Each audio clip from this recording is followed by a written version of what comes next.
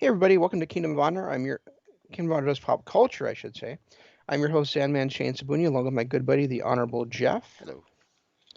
And we are here today to talk to you about a movie that came out about a year ago on Netflix, but we hadn't watched it yet until this weekend, and that's called Extraction, with our good buddy Chris Hemsworth, and directed by the Russo brothers who did the Avengers movies. So the Infinity War and Endgame to be more specific. Kind of a fun little action romp, Jeff. Yeah, first off, spoiler alerts. There's going to be, if you haven't seen it, it's worth a watch. Uh, it was a fun little action movie. Um, some plot hole issues, but I'm sure we'll get into that. But I mean, ultimately, it was enjoyable. Yeah, I mean, and I, just off the just out, just I want to say this just because I want to get the negative out of the way first. Like, there were definitely like things with this movie that make it difficult to watch. Like, um, parts of the movie make it feel like you're watching somebody else play a video game. Yep. Kind of herky jerky action, kind of like maybe you're watching somebody play Doom or something like that. Or maybe or at times like I got a real Uncharted vibe to it. Like in the in the square with the shooting and trying to keep the little kids safe, things like that. Right. Also, the audio is not mixed very well, Yep. so and there's a lot of heavy accented characters in this one, so definitely a movie you want to watch with the subtitles on. Yeah, and I mean, they do a lot with subtitles anyway because of the uh, foreign language, which Mhm. I I'm going to be honest, I liked that part of it because all too often we have foreign movies like this and they just assume everybody speaks English. Yeah. So I kind of enjoyed the mixture of, you know, it not the mixture of the subtitles and the foreign language and everything. That to me actually made the movie a lot better than it probably should have been. Okay, that's fair. And then Jeff talked about a plot hole, and Jeff, about a month ago, maybe a little bit more, I got turned on to a show on YouTube called Pitch Meeting, Right. and and uh, and Jeff and I turned Jeff onto it, and we both just absolutely adore that show.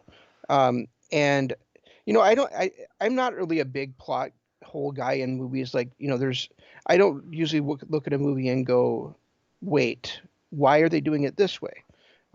You guys might have noticed in reviews over the last year or so we've been doing these that Jeff is much more into that kind of stuff than I am. No criticism for that. It's just that he picks out that stuff more than I do. Right. Um, and but this one to me had like a plot hole you could just drive a truck through, and I'm and like I was talking about pitch meeting, there's parts of pitch meeting where producer guy will say to writer guy, well, why did this happen? Well, so the movie can happen. Yeah.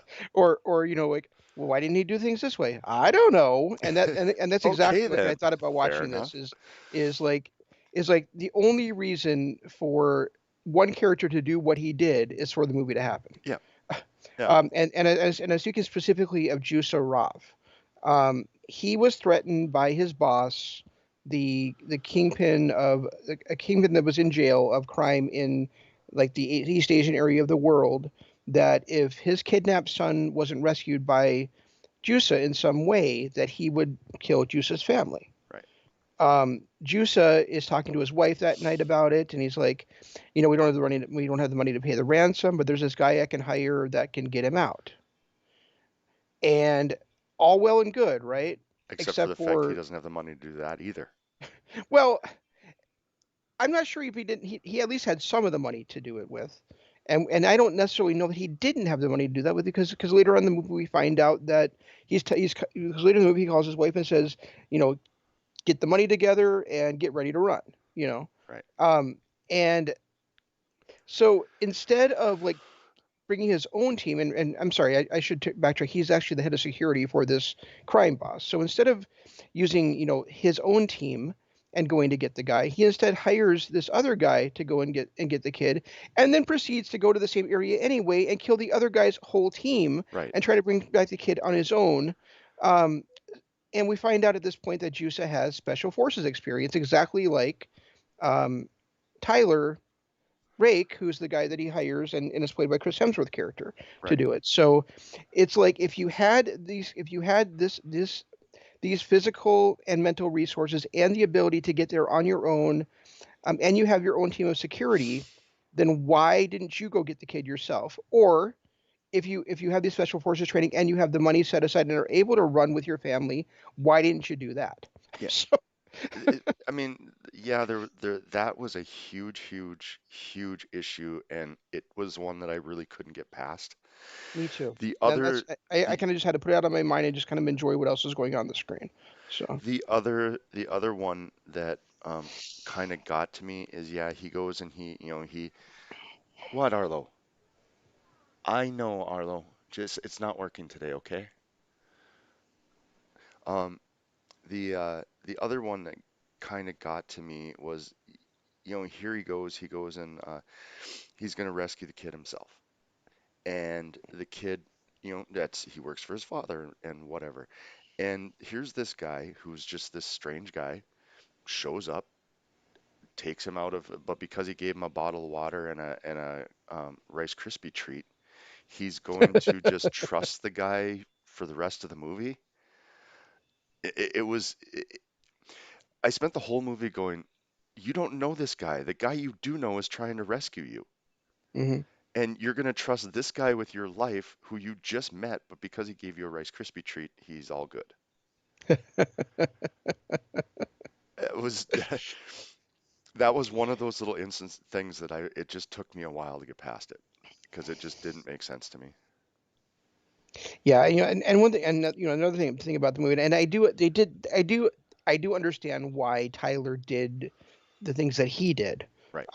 But we see a lot of times these types of action movies where like one character will kind of turn on them and be like, yeah, I'm going to take the money, and that kind of things. But this is probably like the most well done I've ever seen that because I kind of like was on the side of his his former partner. I was kind of like, yeah, $10 million to turn over a kid you barely know and get you out of a situation that you're probably going to get yourselves both killed in probably is the way to go.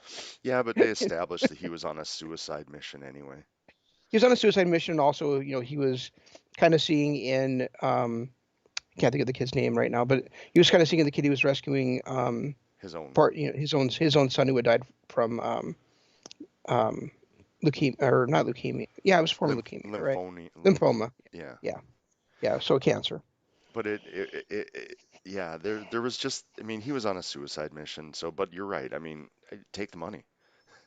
I mean, at that point, you are a mercenary anyway. The whole reason you're there is to make money. Right. But, because he was on a suicide mission, like you said, he saw his own kid in this kid and everything. That was his main reason for not just taking the money and running. Right, and I totally understand that. All I was trying to say is that's probably the best I've ever seen that trope done is because I actually was kind of on that same side, like Right. you know, No, yeah, I get that. I get that completely. yeah. But yeah, I mean the action sequences in this movie are fantastic. Um, the um, there's some great like bullet time sequences with like sniping and stuff like that. It's really well done. I kind of love the ending of it where, we think that the bad guy, he lost, but he kind of got away, and then all of a sudden, bam, he's gone. Right. Right. Yeah, exactly. The other thing that um, kind of stuck out to me Hmm. was I I'm happy that they didn't Americanize Chris Hemsworth. Yep. They made him Australian, which is he really truly is. It was one of the first times, where his accent was actually believable in the movie. They didn't make him an American, character. He was actually an Australian character, and it just that I enjoyed too. I thought that was well done, and I'm glad that finally a movie did that. Yeah, that was pretty great. I, speaking of American characters in this one, though, or maybe he was Australian also, but I do wish we'd had like a little bit more time to see the bond between Troy and between Tyler and G, so that Yeah, we kind of felt the death of his partner more than of his his partner that was there helping him try to get the kid back more than we did. Yeah, You know, he really just felt like a disposable team member when he died like that. right? But it felt like there was something more between the two of them Hmm. that we just really never got explored. Exactly. Um, Exactly. I That's mean, a good way to put it. the way that he was killed off, it just seemed like okay, he's team member like you like to do with the you know good guy number three. It seemed like he was team member number two. And just didn't really get the kind of story that I really wanted out of him when he seemed to be, well, first of all, that good with a damn rifle. Hmm. The other thing too that, and it was brief, I didn't really um, get too caught up with it, but he was in the town square sniping people so that Tyler could get out of the building with the kid. Now Tyler gets in a car, chase scene, whatever, shows up 300 meters out, but yet G is at the boat already. True. How did G get to the boat, and why didn't they do the exact same thing for Tyler and the kid? Because he was already at the boat being Overwatch, um, and Tyler was 300 meters out. That was it caught me. I was like, wait a minute, what? Oh, to make the movie, to make the movie happen. Okay, good, fair enough. Tyler was 1,200 meters out because he was like more than half a mile out. Yes, Arlo. But you're I mean the point remains the same that yeah, how did In a G get second. there so much faster? Yeah, and if he was able to get there, how why didn't they just do the same thing for Chris and the kid? Right. It just. But then again, we wouldn't have had a movie had we done that. Exactly. So, like you said, pitch meeting to make the movie happen. Well, I don't know. Yeah. Okay, Yeah. I mean, like I said, this is stuff that I don't normally think about it too much, but that I it did usually it really, catch. but yeah, you catch, but especially the part about what Juso was doing that really stood out to me. And Yeah, partly because like I feel like we could have had almost the same movie if Juice had just been in the one in there getting the extraction. You know, yeah. We didn't need Chris Hemsworth. That guy could have just done everything and been this badass Chris Hemsworth character. right? And then we've got kind of a more woke movie. So because the main characters are all then Indian Right. basically. Yeah, and I don't know who played uh, that guy. I can't think of his name right now, but I don't know who played that guy, but he looked Juice. really familiar. Yeah, Okay. he just looked really familiar. Like I've seen him in other things, but I can't quite place it. Yeah, I have no idea what else he's been in. Um, that it's interesting because like I like read about this and at the end of the movie again spoiler alert for those of you guys who have listened this far and don't want to know how it ends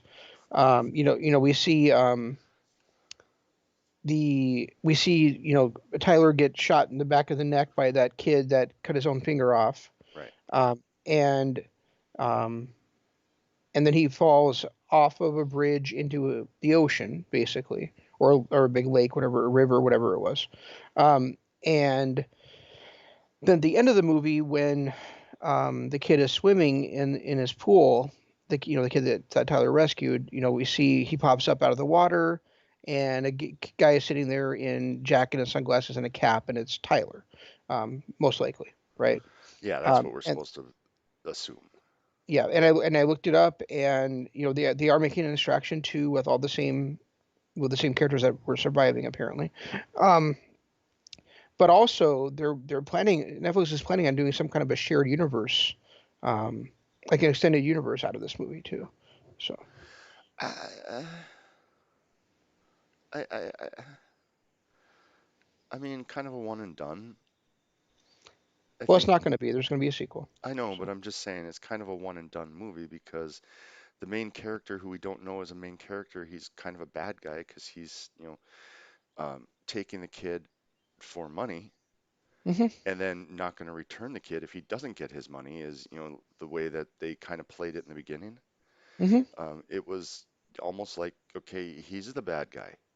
but we're cheering for him. So he's not that bad of a bad guy, but he's a better bad, or he's less of a bad guy than the other guy, who's not a bad guy either, because they're both trying to get the kid. Just one's doing it for money, one's doing it to save his family. Um, and then there's the badder bad guy who just kind of throws it was a lot of bad guys.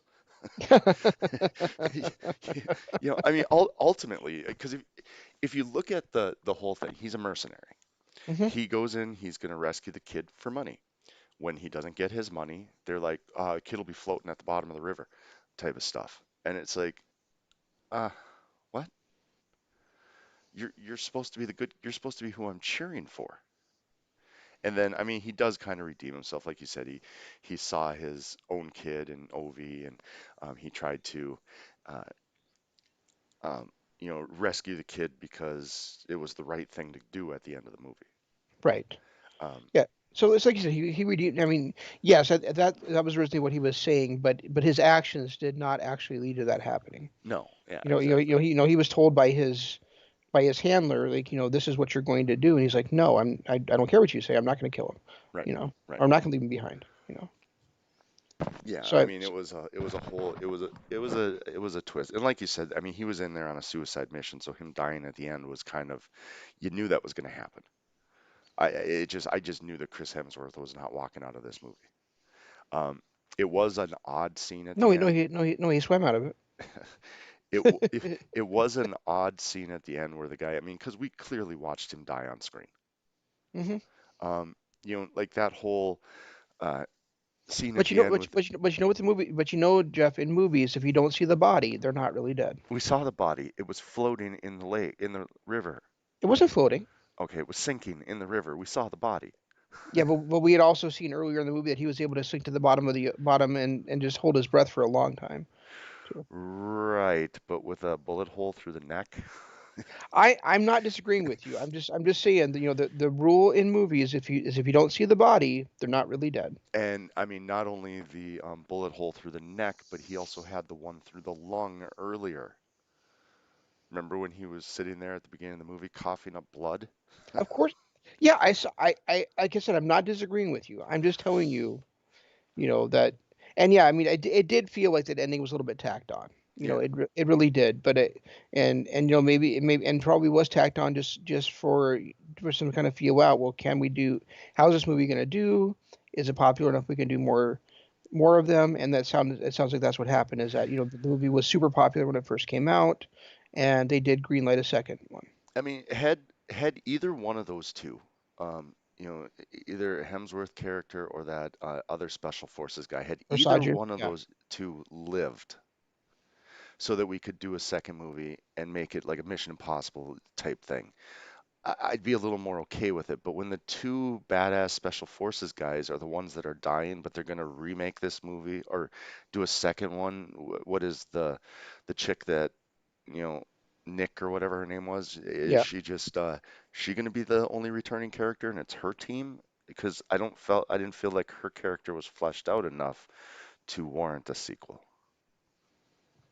Especially when the two characters that really were the stars of the show and the badasses that you could build a series or build a universe on both died. Except for Tyler didn't die. No, no, he's dead. He is dead. He got shot in the neck and in the lung. And you can say, oh well, in the beginning he sat on the bottom and held his breath. Yeah, he didn't have a bullet in his lung. I Again, Jeff, I'm not disagreeing with your premise on it. I'm just telling you we saw him alive. Unless it's a prequel where we're like, oh, he's this badass. Let's go see some of his earlier missions. But a sequel, I can't see how they're. I can't. I don't think I can sit there and watch it and go, huh, yeah, okay. Well, I mean, there also has going to be some kind of explanation as to how he was able to survive. But, Yeah, he's the but god of thunder, or the. as far as Nick's character being fleshed out, I agree with you for the most part. But at the same time, like, I didn't expect her to be, with 20 minutes to go in the movie, all of a sudden like be a badass sniper and action person. I thought she was only going to be like the the money, the contact person and the yeah, handler. the money So lady.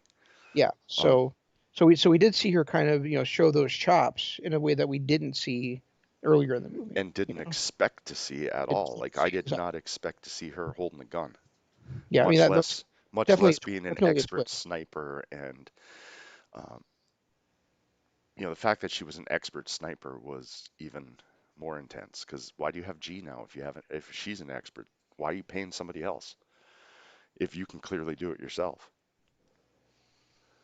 because she has a particular set of skills. They Uh, all have particular sets of skills. yeah, but Mhm. there's two of them that are expert snipers now. Yeah, but you wouldn't want to be out in the field and you wouldn't want to have so if you're out in the field you wouldn't want to be the one that's also taking care of getting the money transferred you know Fair enough. and you can only trust a certain number of people when you're that kind of work too. Right, right. Yeah, yeah, I understand that. So Just seems kind of like if you're in the money-making business, why you'd be paying somebody to do what you can do. yeah, and why Sorry, and overthinking shit again.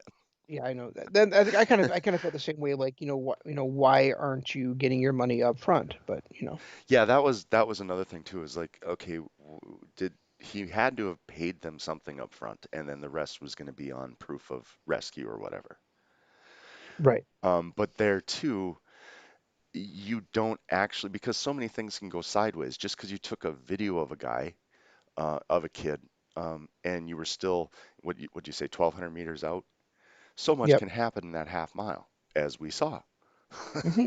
So it's like, as the guy that's paying, you're not going to pay until that kid's in your arms. Exactly. So I mean, there were things there that, like, why didn't they get anything up front, and then the rest on delivery? Why were they trying to Well, no, get it? they did get some up. They did get some up front. Okay, I guess I didn't know that part, but Yeah. Um. Yeah. So I mean, we're saying a lot of bad things about this movie, but I mean, it was a fun movie to it was watch. yeah, it was a fun action movie. It really was, and I'm not saying I'm the one who picks apart plot holes. I just If you if you especially when they're ones that I have a hard time getting past.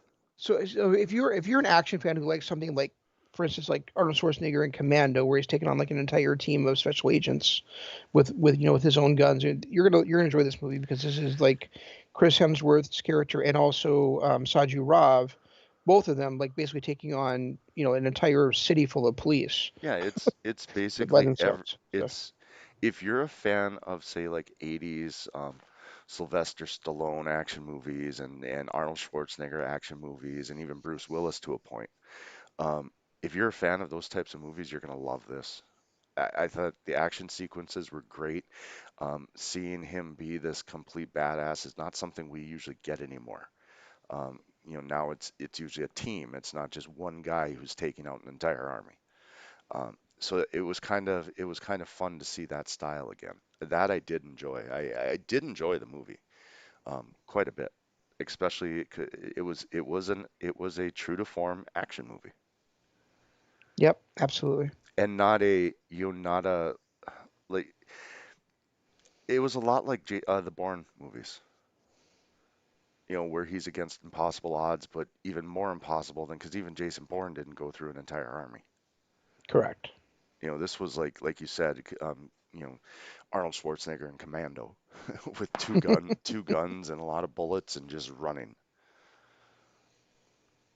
Yeah, I really did enjoy those sequences in it. It was just the like I said earlier, it's kind of like the strings that held it together were kind of showing there. You know. The final bridge scene, with I mean, from start to finish, once uh, Saju, is that his name?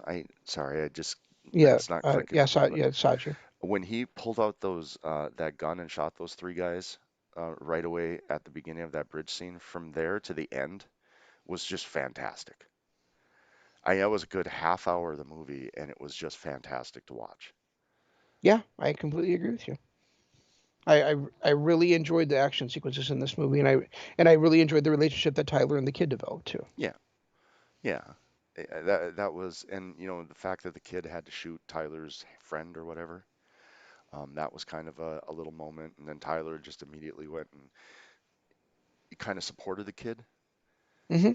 So it was like that whole father-son vibe that you were getting from those two, and you really saw the bond between them grow throughout the movie to the point where that kid was just in agony.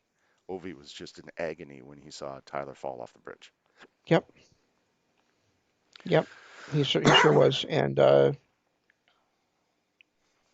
what was I gonna say? Oh, and then and just and that's why like in the sequel, it'd be interesting to see if they're still have that kind of relationship, but at the same time, I really don't want it to be Obi getting kidnapped again. Yeah, That'd be a little weird. yeah. So Then it kind of turns into a what was that Liam Neeson movie? oh, Taken, right? Yeah, where his daughter just gets taken in every movie. Right, Um, yeah, I don't want to see another movie where the same kid gets kidnapped this time by a different drug lord. right. Because the drug lord that did get him before Is dead. has a slight case of a bullet in the brain. And if you think about it, only one main survived, but that was, that was the extent of it. Those were really the only two actors that actually survived this movie. Right. Actor that survived. Yeah. I mean, and Understand though why he cut off his own finger later on. Like, did he just do it as a um, proof of loyalty type? Cut off two fingers, in the beginning, and he didn't. We lost Tyler in the square. Then he just randomly cut off his finger? prove his loyalty and to punish himself rather than, another punishment from Asif. Possibly. He said it's a fun action movie. It was a lot of Tyler was such an inspiration to him. He went through and um, learned to be that badass too. I think we kind of saw him starting towards that, learning to be like a more of a badass towards the end of the movie with those scenes with him doing the dives and all that kind of stuff. Yeah, So, and it was a really cool callback because the way that he jumped in or off the diving board was very similar to the way Tyler jumped into that off that cliff. hmm And then the way he sat underneath the water was very similar to what Tyler did. exactly. So they're kind of going in that direction, but if they do a sequel following that kid, I'd rather see him be that mercenary. Kind of like um, there was that Supernatural episode where um, their mom, I can't remember, saved that one kid, Ajax or whatever his name was, and then that kid dedicated his life to being like her. So he became Right. a master hunter and everything too. Um, Right. I'd kind of like to see, a movie like that where this kid is so grateful and looks so much up to Tyler that he dedicated his life to be like Tyler and become a mercenary himself. That would be really cool. And maybe we'll even see. And I know, I mean, you're going to say, well, he shouldn't be in it because he's dead. But Tyler, maybe what we'll see is that maybe we'll see that Tyler is going to kind of train that kid in the next movie coming What up. is he, Yoda? Yes. He just comes back as a ghost, force ghost? Yes. I just this one's hard to swallow. If he comes back, if he somehow survived and came back, that's tough to swallow. Because first of all, why would you He wait that no, long? he did survive. We saw him sitting by the pool, Jeff. But why would you wait that long to make your appearance? He had It's to eight, recover from the eight. he had to recover from the shot in the lungs and the shot in the neck. He was in a hospital for 8 months. Oh, okay, okay, yeah, Duh.